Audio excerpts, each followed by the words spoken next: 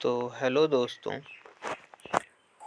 अगर आप भी आने वाले एसएससी एग्ज़ाम की तैयारी कर रहे हैं तो आर्ट एंड कल्चर से ये कुछ फेमस और प्रसिद्ध लोक नृत्य हैं जिन्हें मैं आप लोगों के साथ डिस्कस करने वाला हूं, जो आपके एग्ज़ाम के पॉइंट ऑफ व्यू से काफ़ी ज़्यादा इम्पोर्टेंट होने वाले हैं।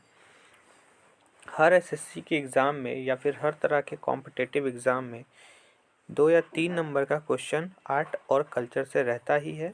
इस सीरीज़ में हम लोग नृत्य को या बात करें तो लोक एवं आदिवासी नृत्य जो फेमस है इंडिया में, उनको डिस्कस करेंगे। तो सबसे पहला जो हमारे पास नृत्य है वो है गोटीपुआ नृत्य। क्या है दोस्तों? गोटीपुआ नृत्य। और गोटीपुआ नृत्य कहाँ मनाया जाता है, कहाँ का है, कहाँ परफॉर्म होता है दोस्तों? तो ये उड़ीसा में परफॉर्म होता है। अब इससे रिलेटेड कुछ पॉइंट्स हैं जो आप समझिए। जैसे गोटीपुआ भगवान जगन्नाथ की प्रशंसा में किए जाने वाले लोक नृत्यों की एक पारंपरिक नृत्य शैली है। और गोटीपुआ का शाब्दिक अर्थ क्या होता है? तो गोटीपुआ का शाब्दिक अर्थ होता है एक लड़का। लेकिन यह नृत्य समूहों में किया जाता है। ये बात याद रखिए दोस्तों, ये नृत्य जो है वो समूहों में किया जाता है। इस नृत्य का उद्गम कब हुआ था दोस्तों? तो इस शैली का उद्भव 16वीं सदी के प्रारंभ में माना जाता है। और आपसे ये भी पूछ लिया जाता है दोस्तों, ये क्यों मनाया जाता था? तो देखिए, जब महरी किसको बोला जाता था? तो मंदिरों में महिला नर्तकी जो हुआ करती थी उसे महरी कहा जाता था दोस्तों। तो महरी जो थी, तो उसमें क्या होने लगा, उसके नंबर्स में ह्रास होने लगा, उसके नंबर्स में कमी होने लगे। उनकी संख्या में कमी होने के कारण पुरुष नर्तकों ने महिला नर्तकों की तरह ही वस्त्र धारण किए और इस परंपरा को जारी रखा दोस्तों। तो आपसे क्वेश्चन पूछ सकता है कि गोटीपुआ नृत्य में महरी का क्या अर्थ होता है दोस्तों, या महरी कौन होते हैं? तो मंदिरों में महिला नर्तकी को महरी कहते हैं। आगे है दोस्तों कि उड़ीसा के पुरी जिले के एक रघुराज एक ऐतिहासिक गांव है जो गोटीपुआ नृत्य के कलाकारों के लिए प्रसिद्ध है दोस्तों। ठीक है दोस्तों, आगे बढ़ते हैं दोस्तों। तो दूसरा है छऊ नृत्य। दूसरा क्या है दोस्तों? छऊ नृत्य है। अब देखिए दोस्तों, छऊ नृत्य भारत के सबसे प्रसिद्ध आदिवासी मार्शल नृत्यों में से एक है दोस्तों। छऊ नृत्य जो है दोस्तों वो एक तरह का मार्शल नृत्य है, याद रखिएगा दोस्तों। और इस नृत्य को मुखौटे के साथ प्रदर्शित किए जाने के कारण ही इसका नाम छऊ पड़ा। छऊ का मतलब छाया, छाया का मतलब है मुखौटा। ठीक है, आगे बढ़ते हैं।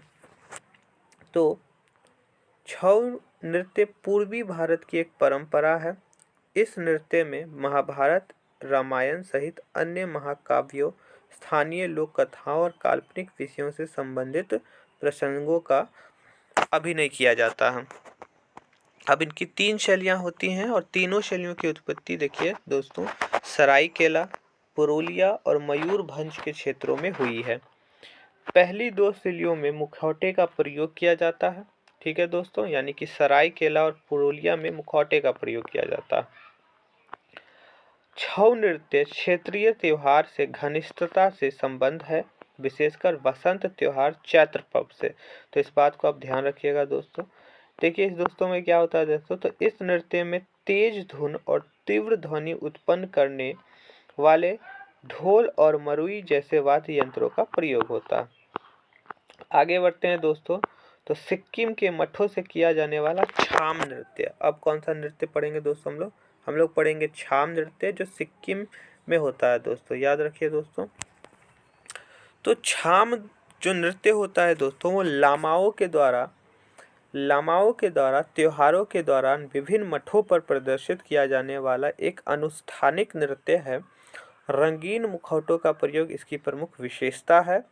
और रंगीन मुखौटों के साथ पारंपरिक वस्त्रों से सुसज्जित लामाओं द्वारा किए जाने वाले छाम नृत्यों में विशेष रूप से प्रयोग होने वाली तलवारें इस नृत्य की विशेष पहचान है।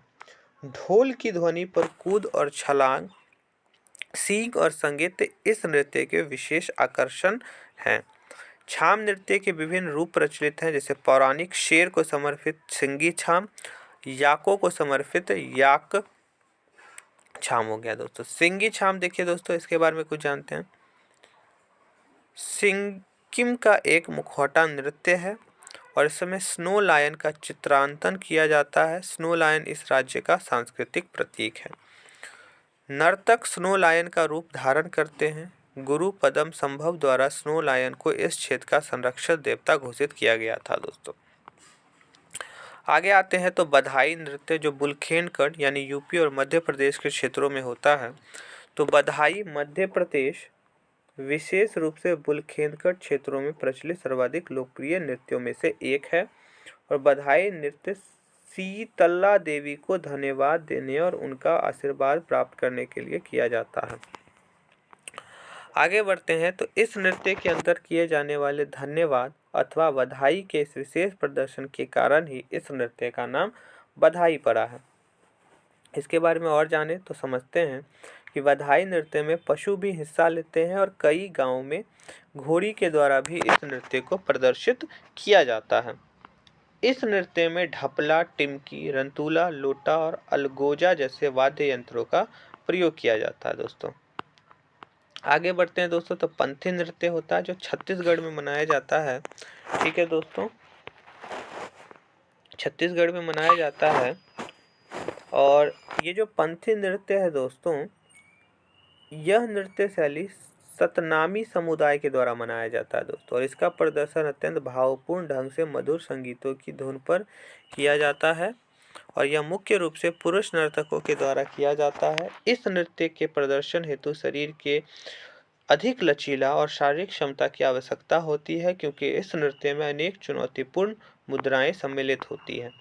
कलाकार इस अवसर के लिए विशेष रूप से स्थापित किए गए एक जैव खंभ के चारों ओर नृत्य करते हैं और इस अवसर पर गाए जाने वाला गीत उसके आध्यात्मिक प्रमुख का गुणगान करते हुए कबीर दादू के द्वारा प्रतिपादित निर्वाण संबंधी दर्शनों को व्यक्त करता है। इस नृत्य में मृदंग, झांझ और ढोल जैसे पारंपरिक वाद्य यंत्रों का प्रयोग किया जाता है दोस्तों। आगे आते हैं दोस्तों तो पुंग चोलम, जो मणिपुर में मनाया जाता है। यह भी एक तरह का मार्शल आर्ट है और पारंपरिक मोइबी जोगोई नृत्य के सम्मिलन से विकसित हुई है। यह 17वीं सदी से चली आ रही परंपरा का अंग है। पगड़ी, धोती, तुलसी के बीज से निर्मित माला इस नृत्य में धारण की जाने वाली पारंपरिक वेशभूषा के अंग होते हैं और यह मणिपुर में विवाह, उपासना, यहाँ तक कि अंत्येष्टि के दौरान भी किया जाता है। एक पुंग यानी पुंग का मतलब होता है ढोल के लिए ढोल होता है दोस्तों। प्रत्येक नर्तक के गले में लटका हुआ होता है। एक बार नृत्य के लय में आ जाने के उपरांत नर्तकी ऊंची कूद लगाते हैं और हवा में उछलते हैं दोस्तों। तो ये कुछ इम्पोर्टेंट नृत्य थे, लोक नृत्य थे विभिन्न राज्यों के। आगे के क्लास में हम और भी नृत्यों के बारे में समझेंगे। तो अभी के लिए दोस्तों बस इतना ही।